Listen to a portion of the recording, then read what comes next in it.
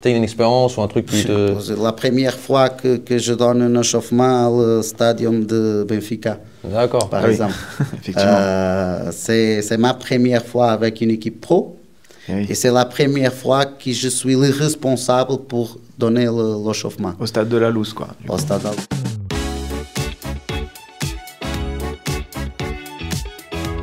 Bonjour à tous et bienvenue sur Unifoot TV pour une nouvelle émission en compagnie de Eduardo Moreira. Comment tu vas?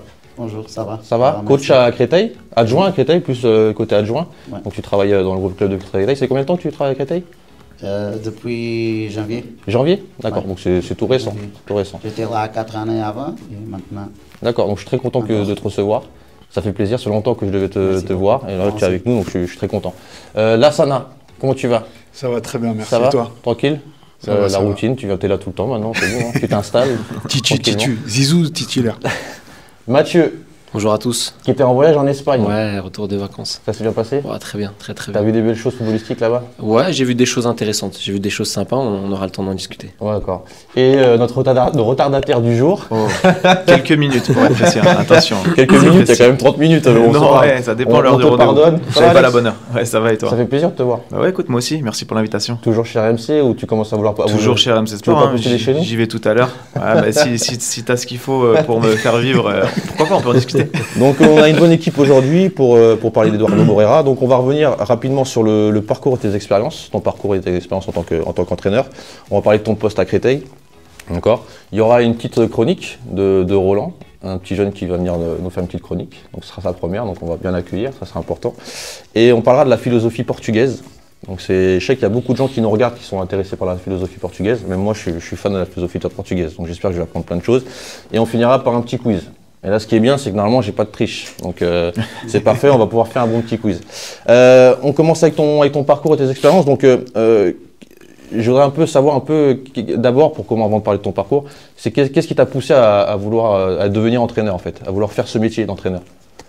Oui, j'avais joué Un pas peu plus beaucoup de temps. D'accord. Je joue jusqu'à 16 années.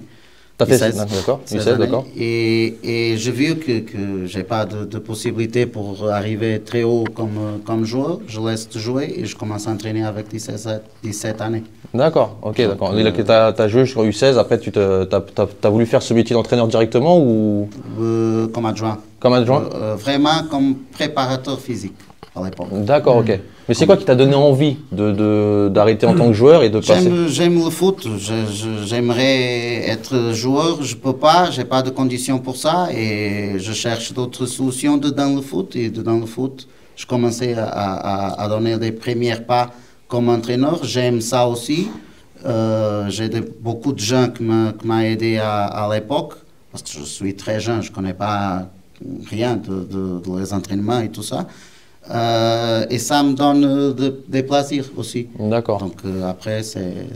Alors, ils vont te poser plein de questions un petit peu sur ton parcours et tout, mais déjà, en fait, tu as commencé avec quel club? Dans quel club tu as commencé? Boavista. Boavista. Donc, Ouais. dès que tu as fini ton parcours de joueur en U16, tu as directement coaché à Boavista, donc c'est un club portugais. À entraîner U17. Les U17.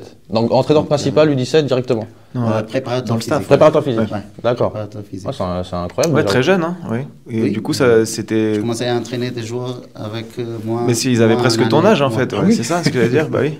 Et c'était alors, ça va, comment on s'en sort avec des gens de son âge? C'était pas compliqué de t'imposer par rapport à ça? Il a le côté positif parce que je suis jeune Juste aussi, un donc petit peu plus, je connais très bien Ok. comment la tête de fonctionne. D'accord. Moi, je étais jeune comme eux. Mais après, c'est le poste que j'occupe comme préparateur physique. C'est pas quelque chose que je suis très actif toujours dans l'entraînement.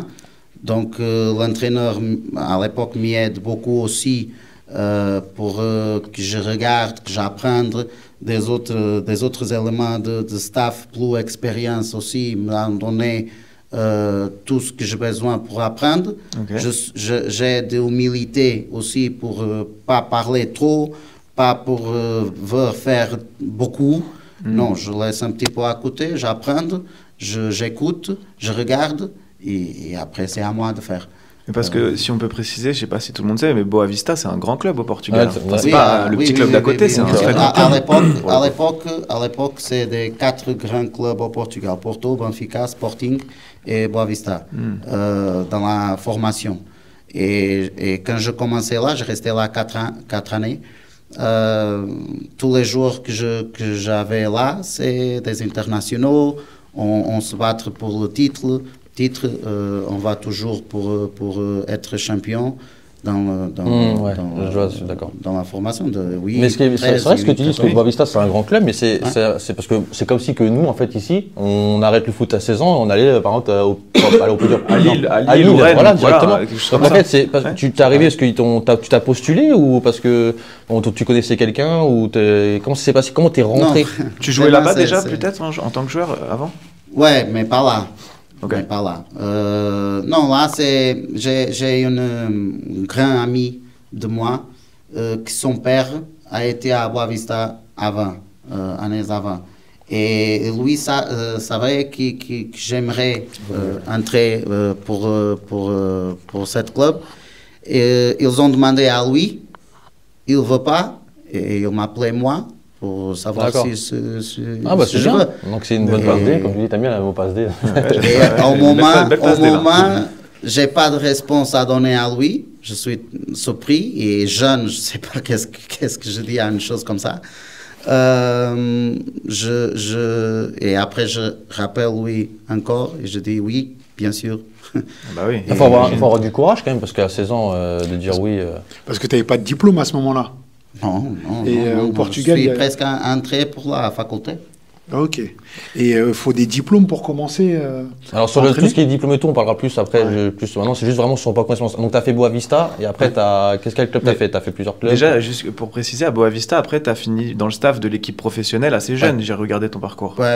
Ça, c'est impressionnant. Je fais tout le parcours dans tous les des étapes de toutes les étapes, toutes les catégories, on va dire. Des catégories, oui. Et à quel âge tu arrives dans le staff de l'effectif pro? Vers quel âge tu arrives là-bas? J'arrivais 19-20 ans, non? Ouais, 19, 20. C'est très jeune. C'est jeune, hein. C'est incroyable. Il y avait des gens qui étaient bien plus âgés que toi là dans l'équipe pour le coup. Ouais, je profite de un changement qu'il a eu à Portugal dans le championnat, qu'ils ont créé une 12e championnat. Ils appellent Ligue des jeunes. D'accord.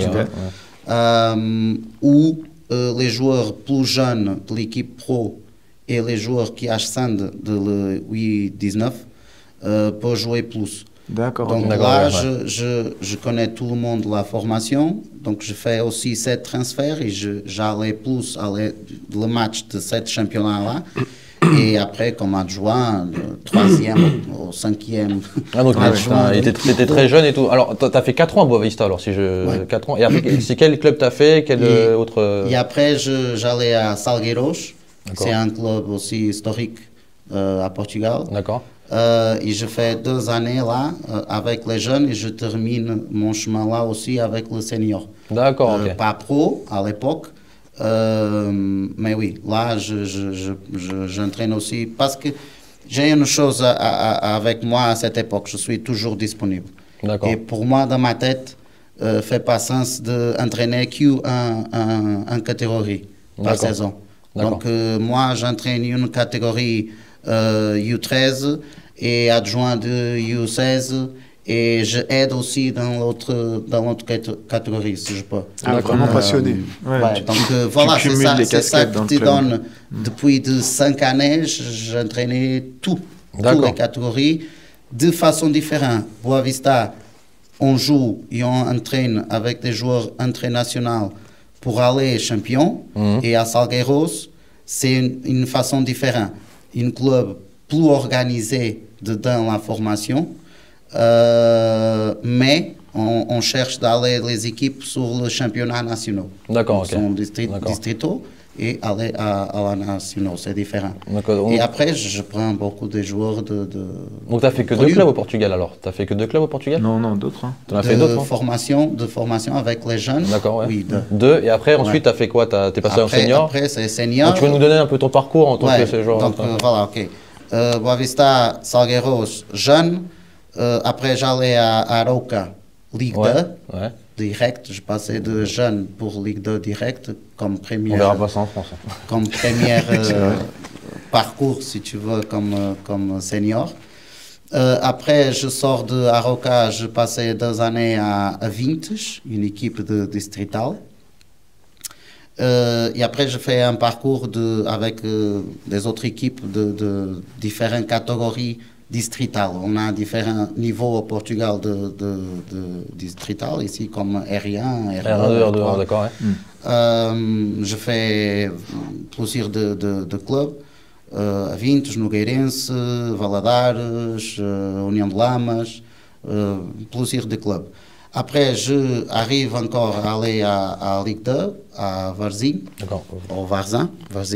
C'est une équipe Ah, Ligue 2 ouais, aussi je connais, très connue. Très connu. Ouais. Après, j'entraînais la 3e division au Portugal, Cesarense. D'accord, ok, ouais. Après, je viens ici, à Créteil. Oui, c'est vrai, ouais, il est passé On a déjà. une saison. On va parler de Créteil juste on a après, monté ouais. ici.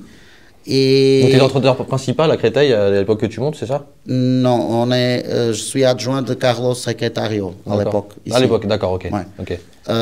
Après, tout ça, c'est comme adjoint. Tout D'accord. ce parcours, c'est comme D'accord. adjoint. Et mon envie, c'est être entraîneur principal. Et je fais tout ce parcours-là pour me préparer pour être l'entraîneur principal que je veux. Après, je retourne à Portugal. J'ai été comme adjoint à Covilhã, Ligue 2. D'accord. Après, Moreirense Ah, Moreirense, ouais, je connais très bien, ouais. à Ligue 1. Et là, je finis mon parcours comme adjoint. D'accord, ok. Donc, je fais jusque de petits jeunes jusqu'à Ah, donc, Ligue 1. tu as un parcours plus en tant qu'adjoint pour l'instant qu'en tant qu'entraîneur principal. Mais c'est Ouais. déjà très bien parce que ça. Ah oui. ça aurait Et fait- tu as quel âge aujourd'hui du coup? 37. 37, ok. Il est jeune. Oui, c'est jeune. Hein. Ok. Ouais, mais en même temps, il a Et commencé qu'est-ce tellement que, jeune. en tant qu'adjoint, qu'est-ce que tu faisais concrètement? C'est toi qui faisais les entraînements ou?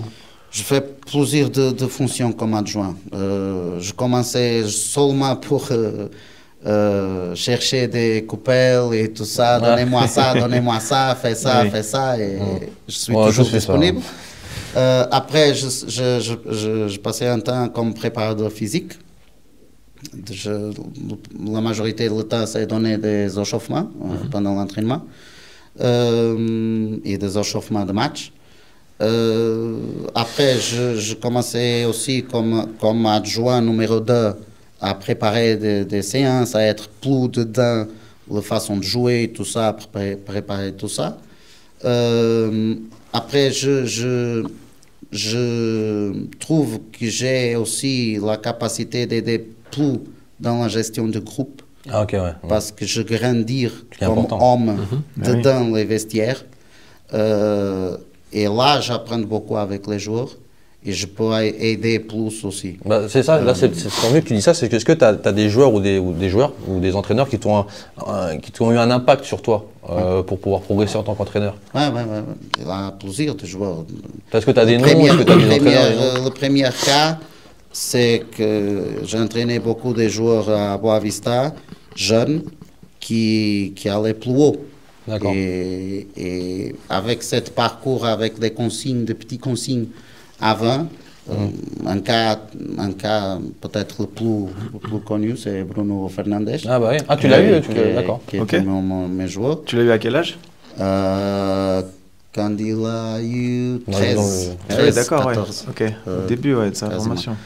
Tu Mais l'avais- après, quand tu vas direct de les jeunes pour les pros, tu apprends beaucoup. Il y a beaucoup de Donc, tu apprends joueurs avec qui les ont- joueurs. Et il y a des entraîneurs, qui est-ce ont qu'il y a eu des marqué. entraîneurs avec qui tu as travaillé qui ont vraiment Oui, eu un impact sur toi? tous eux, j'ai une façon spéciale d'être, une façon spéciale Mais il y a une qui m'a marqué beaucoup, qui c'est Vitor Oliveira. Victor, d'accord. C'était dans quel club ça? C'est à Aroca. Ah, Roca, d'accord. Deuxième année à Aroca. D'accord, ok.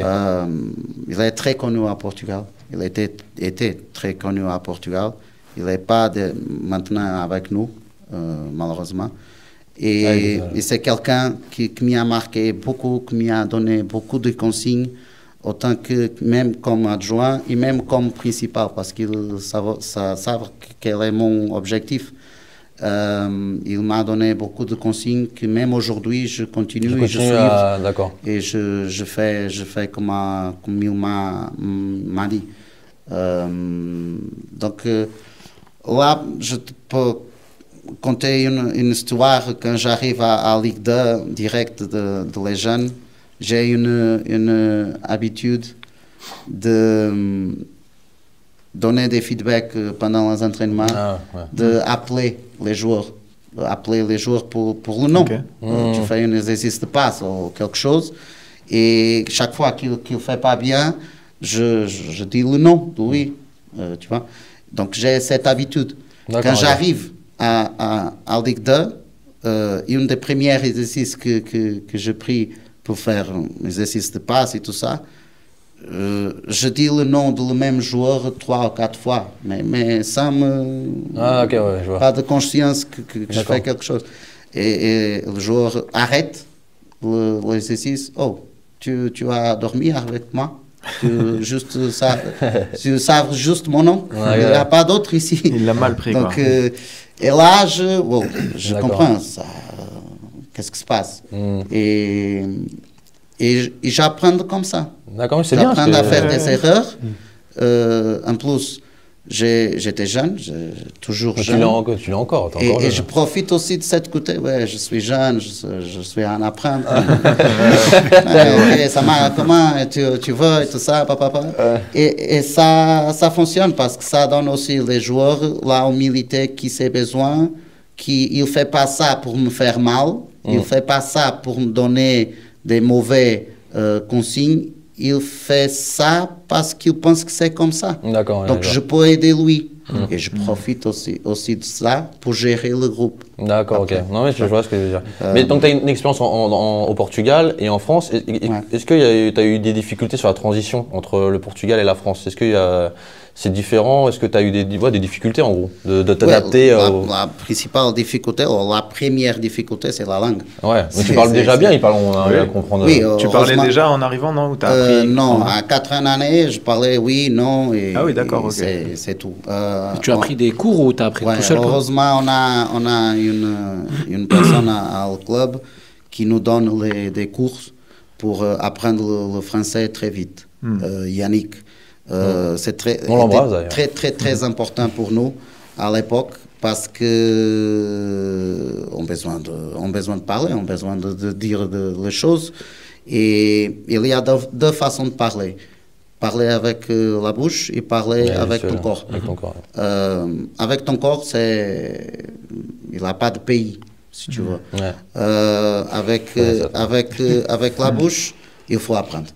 Et pour moi, le plus important, c'est entendre tout. Première, c'est entendre tout. Comprendre tout. Deuxième, c'est des mots qui ont besoin plus pour trouver notre entraînement. Des mots clés qui ont dit à Portugal et traduit ça pour français. Et après, parler tous les jours. Effectivement, c'est bien parce que tu veux être dans le contexte pour bien comprendre ce qui se passe et pas subir l'environnement, les joueurs. Tu fais en sorte de s'adapter. Et ça devient comme nous, si on irait dans un autre pays, en fait, si j'irais en Angleterre, on apprendrait la langue. Et c'est vrai qu'il y a une réelle différence. Il y a la bouche, la voix, mais aussi la gestuelle. Des fois, c'est vrai que je comprends rien de la personne qui me dit, mais juste par rapport à quand même regarde. Tu anticipes plusieurs de choses. J'apprends ça parce que tous les défis que j'ai eus sont des défis que j'ai besoin de trouver une réponse. Je peux pas faire mal. Il faut faire bien, sinon. Donc là, tu as pas tu as besoin de trouver des solutions. Et pour moi, cette façon de regarder les corps des gens pour entendre et comprendre qu'est-ce qui se passe, c'est très important pour anticiper des choses. D'accord. Est-ce que tu as une expérience ou un défi que tu as rencontré en tant qu'entraîneur que tu peux nous partager, ou que tu as dû surmonter? Tu as une expérience ou un truc qui te... La première fois que je donne un échauffement au stadium de Benfica, par exemple. Effectivement. C'est ma première fois avec une équipe pro. Oui. Et c'est la première fois que je suis le responsable pour donner le chauffement Au stade de la Luz, quoi. du au coup. Stade da Luz. Est-ce que toi, tu supportes une équipe au Portugal en tant que supporter simple observateur? En T'as un Abu club Dhabi, de non, cœur? quoi, Benfica T'as pas de j'ai club de cœur? j'ai pas de... Ah ouais, c'est vrai? Ah, c'est marrant. C'est ça. rare, ouais. Non. C'est vrai, ok. Non. Le On temps... a le seul Portugais qui Bah, c'est vrai qui- que- ouais. Non. Peut-être que tu peux pas le dire. Tu peux Ouais, peut-être pas le ouais. dire. Bien sûr que j'ai quelque chose de plus pour Boa Vista, par exemple, parce que c'est bah oui. le club De cœur, où hein. je Oui, débutais. bah Oui, forcément.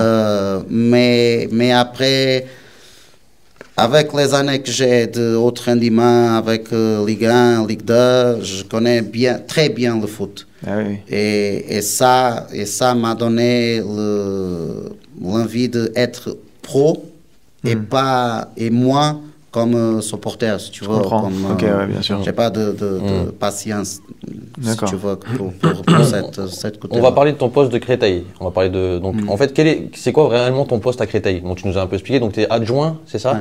Tu es adjoint, préparateur. Oui, mon poste à ce moment-là, la proposition qu'ils m'ont fait, c'est responsable. Mais cette pour- année, je parle vraiment cette année. Ouais.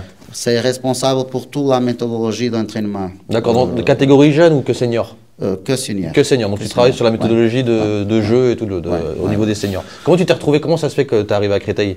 On t'a appelé, tu as démarché ou comment ça se fait? Parce qu'il Oui, je prends connaissance qu'ils ont été à Portugal en stage. D'accord. J'allais là pour visiter des anciens amis que j'ai laissés ici.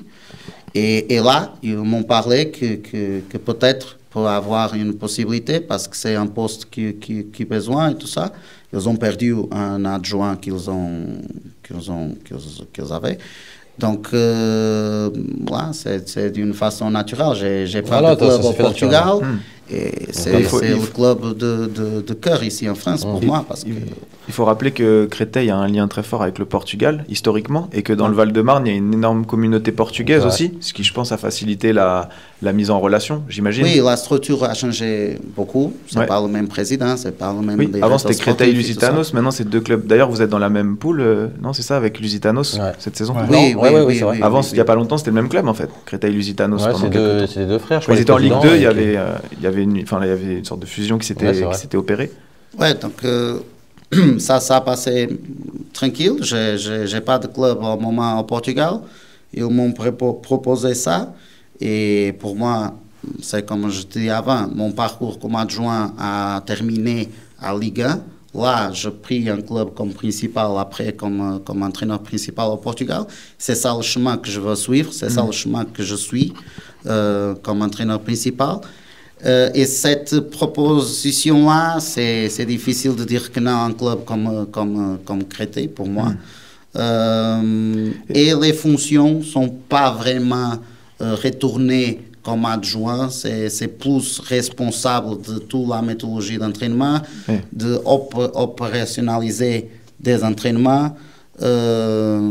Et ça, c'est une chose qui m'intéresse aussi. Donc, Et c'est voilà. quoi la principale différence que tu as observée quand tu es arrivé à Créteil par rapport à ce que tu connaissais au Portugal? La première chose qui t'a surpris dans un sens différent, on va dire, tu t'es dit, c'est pas comme ce que je connaissais. Ouais, première, il a plusieurs de choses nouvelles, matérielles, si tu veux. Matériel? Des choses Ok. matérielles, D'accord. des GPS. D'accord, tout ok. ça. Ah oui, plus de moyens, plus de ouais, moyens matériels. plus de moyens. Technologiquement, on était meilleur Ouais, qu'au ouais, Portugal. ouais. C'est vrai qu'on est beaucoup basé oui. sur les stades. Donc, Oui, il a Ouais. beaucoup de choses qu'il n'y a pas à Portugal, vraiment. Mais pourquoi il y a pas Seulement en Ligue 1. si Mais tu pourquoi il n'y a veux. pas ces financiers ou c'est parce que vous vous intéressez pas à ces trucs-là? C'est plus financier. D'accord, ok. Plus financier. Il faut prioriser des choses. Au Portugal, quand tu as des problèmes financiers, il faut prioriser. Qu'est-ce que c'est plus important pour arriver au but? D'accord. Et Il y a plus de budget ici, enfin, de toi, ce que tu as remarqué à division équivalente, il y a plus de budget en France qu'au Portugal directement, Ouais. tu le ressens. ouais, Ok, il y a plus de budget ici qui Ligue 3 ou même Ligue 2. d'accord. C'est d'accord. une grande différence. Une Ok. grande différence. Donc plus de possibilités de mettre en place ton travail, plus de choses à faire finalement avec les moyens qu'on te donne. Oui, il faut savoir qu'est-ce qu'on veut et qu'est-ce qu'on fait. Mais au Portugal, tu fais beaucoup de choses avec moins. D'accord. Ah ok, d'accord. Je vois. Bah, tu t'adaptes. t'adaptes en fait avec ce que tu as en fait autour de toi. Est-ce que tu peux nous raconter rapidement une routine sur une journée quand tu es à Créteil? Comment ça se passe à ton lever, quand tu arrives là-bas, comment tu travailles, qu'est-ce que tu mets en place, tout ça rapidement, une routine. Oui. Pour voir si les jeunes qui Normalement, dimanche, je prépare tout qui c'est la semaine, des gros objectifs, des gros travail. La méthodologie, c'est déjà mis. D'accord. Donc, très vite, d'une façon très vite. Lundi, c'est le jour de récupération générale parce qu'on a aussi une. Mais tu prépares tout le dimanche. Le dimanche, tu as tout préparé ta semaine déjà. Le dimanche, tu as préparé déjà ta semaine. Pas les entraînements vraiment, des exercices et tout ça. Des thèmes, des choses qu'on veut travailler. Le gros du planning, quoi. Ouais. Donc lundi, normalement, c'est le jour de récupère. Et mardi, c'est le jour, je coupe de ma façon de travailler, je coupe en dimension. Tu vois, la dimension physique, psychologique, tactique et technique. D'accord. Et mardi, physique, c'est la force. Tactique, c'est le jeu que tu as besoin de faire pour trouver ça. Donc, c'est les transitions courtes. Je parle comme ça, je dis comme ça, transitions courtes. Des petits jeux et des petites transitions de travail analytique, plus jouable, moins jouable, ça n'importe pas. C'est trouver ça. Psychologique, c'est le jour plus exigeant de concentration, de résilience, de vraiment tout ce que tu as besoin pour donner, pour imprimer cet rythme, cette j'ai la balle, je perds la balle, j'ai la balle, je perds la balle, toute cette façon de penser très vite. Technique, c'est le support aussi que tu as besoin pour faire ça, de petits éléments techniques pour supporter le jeu de transition. Ok, d'accord. Okay. Après, mercredi, c'est dimension physique, c'est résistance. Tactique, c'est des grosses organisations offensives et défensives, des espaces plus larges, beaucoup plusieurs de joueurs, groupes meilleurs. Et nous, on est plus calme, plus tranquille, des consignes plus spécifiques, plus maîtrisées et tout ça. Jeudi, vitesse. On retourne encore à transition court, mais pas de la même façon. Transition court, on sort d'un petit espace pour un grand espace, pour donner la vitesse, pour avoir la vitesse. Et vendredi, c'est la vitesse de réaction, c'est la vivacité. La vivacité, d'accord. La vivacité, des ballons arrêtés et tout ça. Pour moi, j'aime aussi faire 10 contre 10, stratégie. D'accord, travailler sur Donc, on connaît l'adversaire, notre modèle de jeu, un plan de jeu, le vendredi que tu et on cherche là de petites altérations pour 7 matchs-là. D'accord, On joue comme ça, on fait comme ça là, on fait comme ça là. Comme ça, les joueurs peuvent jouer le jeu avant de jouer. Donc en même temps de préparer sur sa semaine, tu fais une analyse de l'adversaire aussi la semaine et du travail en fonction de l'adversaire. Moi j'ai une question par rapport aux détails de la semaine qui est très bien. Nous qui sommes plutôt sur les jeunes, il y a une grosse différence, mais c'est normal, vous les avez tous les jours. Ma question c'est pourquoi le dimanche? Pourquoi vous préparez la semaine le dimanche? Est-ce que c'est en lien avec le match qui vient de passer et on se projette déjà sur le prochain adversaire? Vraiment, ça n'a rien à voir. Vraiment, la semaine prochaine, c'est préparé toujours. Vraiment. Dans ta tête, c'est préparé tous les jours. Mais je parle dimanche parce que c'est le dimanche, si tu veux, tu mets dans le papier. Si tu finis. Tout qui vient de la semaine avant, le match que tu as fait, là tu as toutes les dates que tu peux avoir pour fermer. Si tu veux. D'accord, oui. Après, chaque entraînement, pour moi, c'est jusqu'à le jour antérieur. Tu finis l'entraînement et tu prépares l'entraînement pour le jour prochain. D'accord. Et j'ai une autre question. J'aime bien les poser des questions, toi. Ouais, j'aime bien les questions. Malgré tout, vous avez votre philosophie à Créteil. quel que soit l'adversaire, vous avez aussi votre plan de jeu, ou à chaque fois, c'est en fonction de l'adversaire que vous allez définir votre plan? Oui, je comprends très bien ce que tu veux dire. Pour moi, le plus important, la majorité du temps, c'est nous. C'est notre équipe, notre jeu, notre façon de jouer, notre façon d'être. Okay. Après, stratégiquement, on regarde les adversaires pour voir où on peut faire plus mal. Avec notre façon. D'accord. C'est ça qu'on profite, les erreurs de l'adversaire, et bien sûr, les choses que l'adversaire fait bien aussi, et comment nous pouvons chercher dedans notre idée. C'est pour ça que je dis toujours, moi comme entraîneur, et c'est pour ça que je fais ce parcours comme adjoint et travailler avec plusieurs entraîneurs, c'est avoir une idée le plus complète possible. D'accord, ok. Tu vois les problèmes que pratiquement toutes les équipes ont, et tu crées une idée qui va résoudre ça, déjà. Okay, donc, comme ça, tu ne perds pas ton identité. Tu vois? Moi, j'avais une petite question pour rebondir là-dessus. Je me demandais, dans ton rôle, est-ce que tu mets en place la tactique aussi avec l'entraîneur principal? C'est-à-dire, est-ce que tu as un vrai rôle auprès de lui pour lui dire, moi, je pense qu'on devrait jouer comme ci ou ça, et à ce moment-là? Et est-ce que le fait, par exemple, j'ai vu que vous réalisez plutôt une bonne saison, vous êtes plutôt en haut de tableau cette année. Est-ce que ça vous facilite dans le fait de garder vos principes de jeu et d'être en position de force pour pas avoir à trop vous adapter à l'adversaire? Ou est-ce que des fois, quand tu as travaillé dans des clubs où tu peut-être jouais plus le maintien, là, tu es obligé de t'adapter parce que finalement, t'es pas en position de force dans le championnat? Il te pose une question qui est longue. Excuse-moi, je sais pas si je me suis bien fait comprendre, mais si je pense. Oui, très, très bien. Je pense qu'il ne dépend pas de quoi que tu joues au championnat. Si tu joues pour la Manu ou si tu joues pour le titre. D'accord, ok. Je pense que c'est pas comme ça. C'est vraiment si ton idée s'est consolidée ou non. Tous les joueurs sont hommes et femmes, donc ils sont humains. Et tous nous, comme humains, n'arrivent pas en même temps à entendre et à faire les choses. Chacun a son temps de comprendre et après de mettre en pratique des choses. Donc il faut donner aussi ce temps. Si tu es dans une équipe avec ton jeu bien consolidé, ça n'arrive pas. Oui. Ça t'est jamais arrivé d'avoir une équipe où vraiment tu as mis en place tout ce que tu voulais et ça se passe mal et tu te retrouves obligé de changer parce que les résultats suivent pas et que peut-être même au sein du club on te dit on peut pas continuer comme ça, il faut changer. Oui, là, ton idée c'est pas consolidée, tu n'arrives pas à avoir ça, donc il faut trouver des solutions. Il faut trouver des solutions. Je n'aime pas cette façon de penser qu'on joue comme ça, on fait comme ça, et c'est jusqu'au bout comme ça. Non, il faut regarder le contexte. Il faut regarder. La même chose si tu arrives pendant un championnat dans une équipe. Oui. Là, tu as besoin de faire un diagnostic, comme le de Mendissa.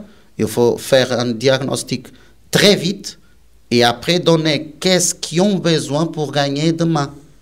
C'est pas le que je veux, c'est pas mon idée parfaite, tout ça. Non, c'est qu'est-ce qu'ils ont besoin pour gagner demain. Il faut garder une humilité quand tu es coach, en fait. Et savoir que des fois, même ce que tu pensais, ça se trouve, c'était pas la bonne solution. Il faut savoir se le dire, en fait. Tu t'entraînes pas à toi. Tu entraînes les autres, des joueurs. Il faut entendre les joueurs, il faut entendre le contexte, il faut entendre les capacités que les joueurs ont. Il faut aussi trouver des joueurs avec toi. Il y a des joueurs, des fois, qui t'ont donné des idées auxquelles tu n'avais pas pensé, où tu t'es dit, tiens, c'est pas mal. Je suis toujours ouvert. Je suis toujours ouvert.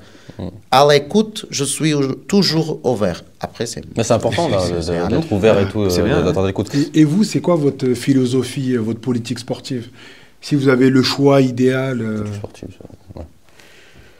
Là, j'arrive depuis de janvier, comme je t'ai dit. Je suis encore à connaître tout le structure et toutes les idées.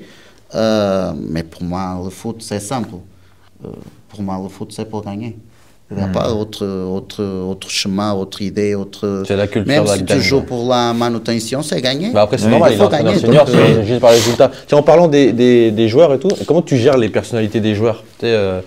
Comment tu arrives, tu les étudies, comment tu gères un peu le groupe et tout ça. Oui, c'est très important que tu connais, le homme ou la femme qui est derrière le joueur. Là, tu comprends cette vitesse d'arriver à les choses. Ça, tu entends qu'est-ce qui gêne plus et qu'est-ce qui fait monter la température de eux. Et après, tu joues avec ça. Parce qu'en fait, tu donnes une consigne plus forte, plus en fait, ton dialogue il est différent en fonction des analyses que tu fais de tes joueurs, de la personnalité en gros. Oui, on parle, on change mais beaucoup. Plus sur les besoins qu'il a, sur les besoins, sur l'apprentissage footballistique, comment tu gères ça? Parce que tu as plusieurs joueurs et la plupart du temps, les joueurs, ils ont des manques, certains ont des difficultés sur certains points. Ça t'arrive avec l'expérience. C'est pas une question d'étudier beaucoup des choses techniques, tu sais pas les joueurs, non, c'est l'expérience.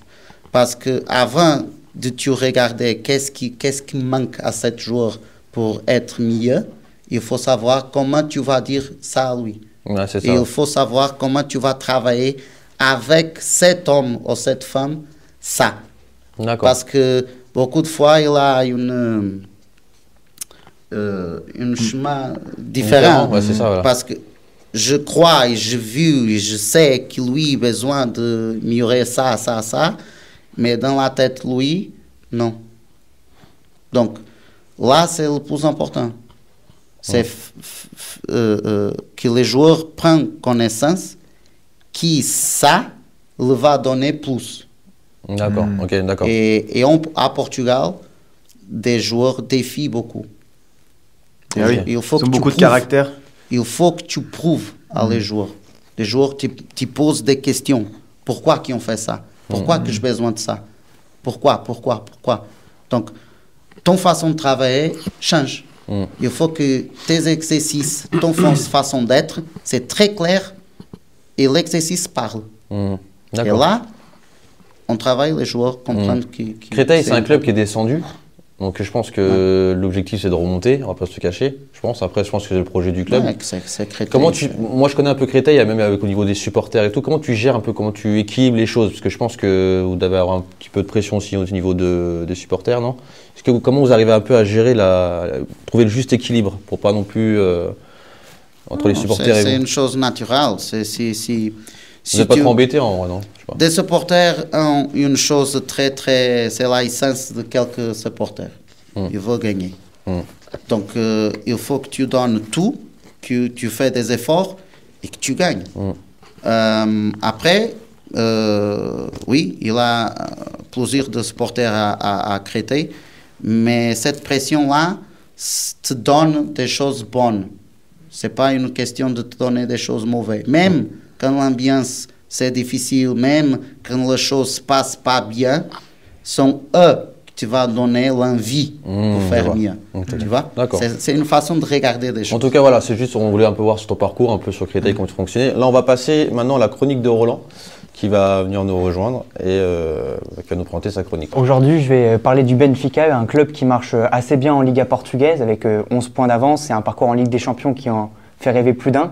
Mais plus précisément, comme on a M. Moreira sur le plateau, je me suis permis de faire une analyse plus concrète sur l'entraîneur du Benfica en ce moment, Roger Schmidt, qui entraîne parfaitement, qui a été formé en Allemagne, qui a été avec son premier club à Salzbourg. Il a ensuite continué au Bayer Leverkusen et par la suite au PSV Eindhoven et au Benfica.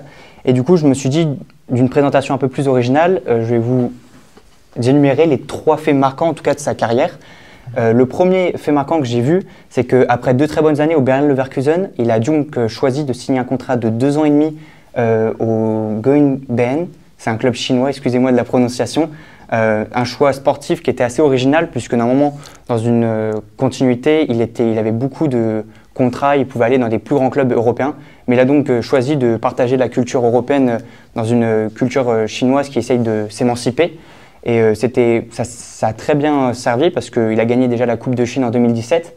Et en plus de ça, quand il est revenu en Europe au PSV Eindhoven, il a montré toute cette culture drastique, rugueuse, avec un professionnalisme énorme aux entraînements. Du coup, le deuxième fait marquant, là c'est un peu plus, ça s'est passé il y a 10 jours, il y a 2 semaines. C'était en match de championnat portugais contre Vizela, le Benfica a gagné 2-0 avec un but à la dernière seconde de João Mario à la 95e. Et les supporters lui ont jeté une bouteille d'eau que Roger Schmidt a évité. Et par coup d'énervement, Roger Schmidt a pris la bouteille d'eau et l'a relancée dans la tribune.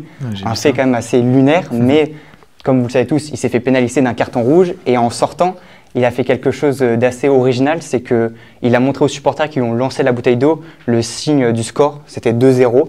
Et du coup, c'était assez marquant parce que ça montre, on va dire, son caractère et ça nous fait tous penser aux entraîneurs comme José Mourinho ou aux joueurs comme Zlatan Ibrahimovic et Cristiano Ronaldo. Ou Furlan. Ouais, clairement. Il y en a quelques-uns, Antonetti, il y en a des mecs sanguins sur le banc. Il y en a déjà, mais ça montre le caractère de l'entraîneur qui veut mettre en place pour l'équipe. Et le troisième fait marquant, cette fois-ci, c'est entre entraîneurs, c'est entre Pep Guardiola et Roger Schmidt. Ils se sont affrontés 3 fois dans leur carrière et à chaque fois, à la fin du match, en interview, Guardiola expliquait qu'il adorait la vision de football de Roger Schmidt, très offensif, avec un marquage individuel et un pressing énorme. Et pour vous donner quelques exemples de ces matchs, en 2013, le Salzbourg de Roger Schmidt a gagné 3-0 contre le Bayern de Munich de Pep Guardiola, qui sortait d'une très belle année en Champions League, malgré qu'il manquait quelques cadres. Et pour continuer, en 2016, dans le championnat de la Bundesliga, en match aller et retour, il y a eu des scores 1-1 et 1-1, des scores fleuves, mais sur le terrain, il y avait beaucoup de dynamisme, il y avait beaucoup de choix tactiques, parce que Roger Schmidt, c'est quelqu'un qui change beaucoup avec des 4-4-2, des 4-2-3-1, avec un système assez en losange.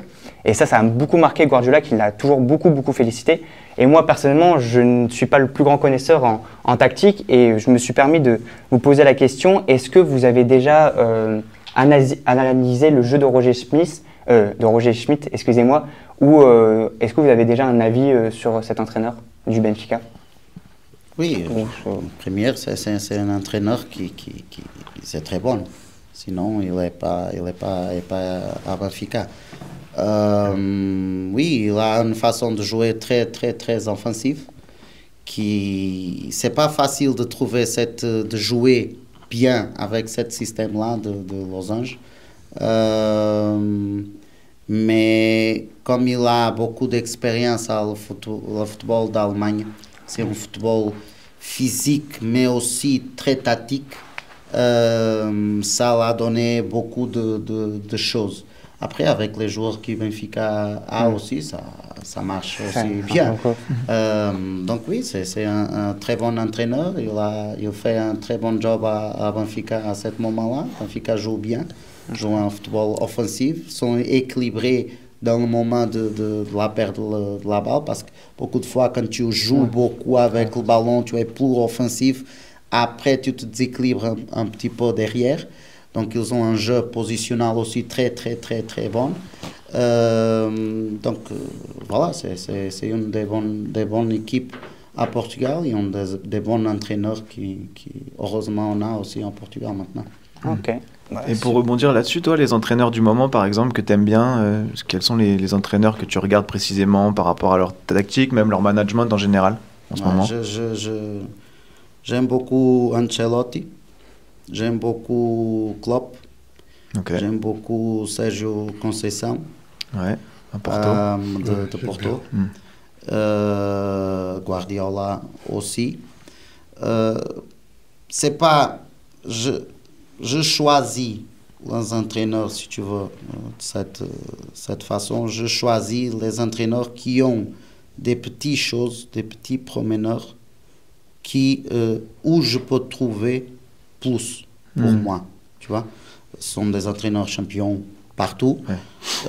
Donc, Ancelotti a cette côté de gestion de groupe et tout ça, que c'est très intéressant. Klopp a une façon de jouer, d'attaquer très irresponsable, si tu veux. Mais ça, c'est aussi des fois, ça leur coûte d'ailleurs à Liverpool. Hein. Oui, c'est un peu qui te double en vrai, souvent. Avec mais ça, c'est aussi très bon, parce qu'on a besoin de cette irresponsabilité, bien sûr. Chaque fois. Le foot commence à être plus formaté. Et ça commence dedans les jeunes aussi. Donc là, cette créativité, cette envie d'aller vers l'avant, c'est très intéressant. Sérgio Conceição a un équilibre dedans les équipes aussi très important. Donc, et Guardiola a des petits jeux combinés, des liaisons et tout ça. qu'après tu peux exploser, tu peux gagner. Donc, il y a beaucoup de choses, il faut entendre qu'est-ce que j'ai besoin, qu'est-ce que j'aime beaucoup, parce qu'un entraîneur a besoin d'être très fier de sa personnalité. Ouais, tu ne peux pas jouer un jeu qui ne fait pas partie de ta personnalité. Donc là, la façon que je cherche cette chose dans les entraîneurs, c'est des entraîneurs qui je veux me ressembler pour en chaque côté. Ouais, je comprends. Ça fait un beau mélange au final, hein. C'est pas mal. Très bien. Oui. Ok. Bah, je vais continuer juste sur ma deuxième petite partie. Je vais continuer sur le Benfica, on est dedans. Je vais parler du centre de formation qui est le plus connu d'Europe et ça sert beaucoup à l'équipe puisque c'est un gros budget qui gagne là-dedans et il sort chaque année des joueurs exceptionnels. Et je me suis penché sur une étude plus précise. Entre 2015 et 2022, la CIES, Centre international d'études des sports, avait fait une analyse sur combien d'argent de bénéfices avait gagné le club grâce à des joueurs formés et vendus dans des transferts européens. Pour mettre un peu de suspense, je vais vous énumérer le top 3. À la troisième position, on retrouve l'AS Monaco à 285 millions d'euros gagnés, à grande partie grâce à Kylian Mbappé, bien sûr. C'est des joueurs formés là dont tu parles. Oui, des joueurs formés pas au club et revendus, juste formés. Juste formés. C'est pour ça qu'il y a aussi des petites surprises. Et en deuxième position, on a retrouvé le Real de Madrid avec 330 millions d'euros. Il y avait aussi ce deal en 2017-2018 avec Alvaro Morata, qui ont gagné beaucoup d'argent. Et en première position, sans surprise, c'est le Benfica, avec 379 millions d'euros gagnés. C'est les premiers. Surtout que cette étude, juste pour titre d'information, ne compte pas les transferts de Darwin Nunez et d'Enzo Fernandez. Je pensais que ça leur a rapporté. C'est ça, et c'est-à-dire qu'ils ont encore une énorme marge et ils construisent quelque chose d'exceptionnel. Et c'est vrai que c'est grâce à tous ces transferts qu'ils résistent, comme vous l'avez très bien dit, le budget qui est un peu plus faible au Portugal, c'est grâce à ça qu'ils résistent contre les grands clubs européens. On le voit bien en Ligue des Champions.